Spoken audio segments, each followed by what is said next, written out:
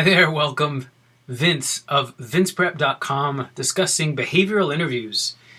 Behavioral interviews are one of the most misunderstood parts of the application process.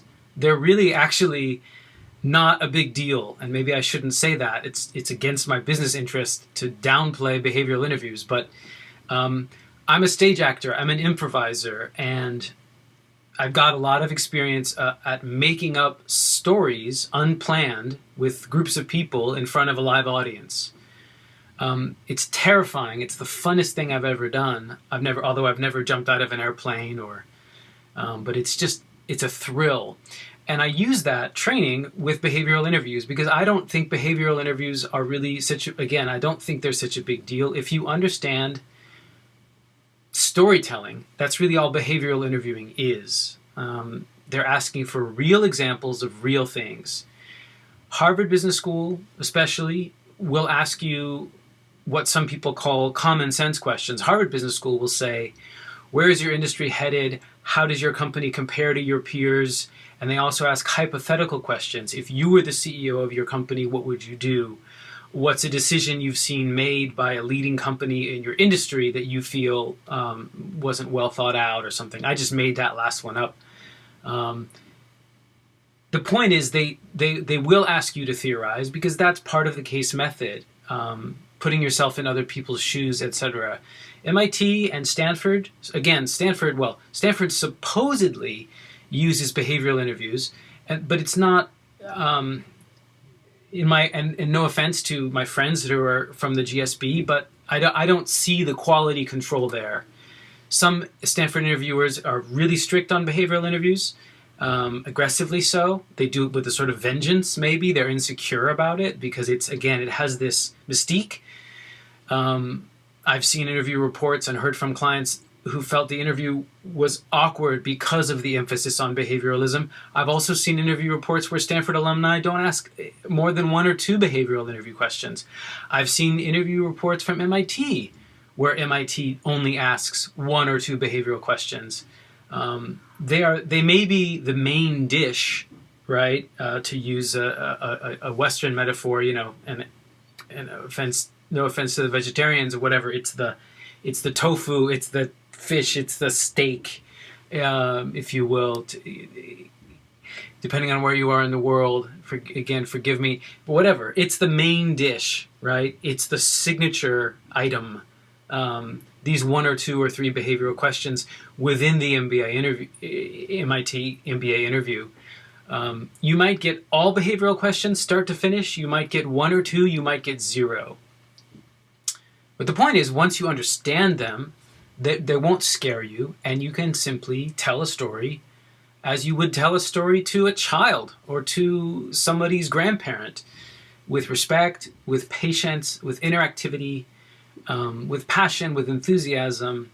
Anyway, I'm going to be making a series of videos about behavioral interviewing. It still is the most popular post on my blog or website, vinceprep.com. As of today, and I'll date this video by doing this, it's the most popular post, and this is coming right out of Google Analytics. This is the most popular post by far.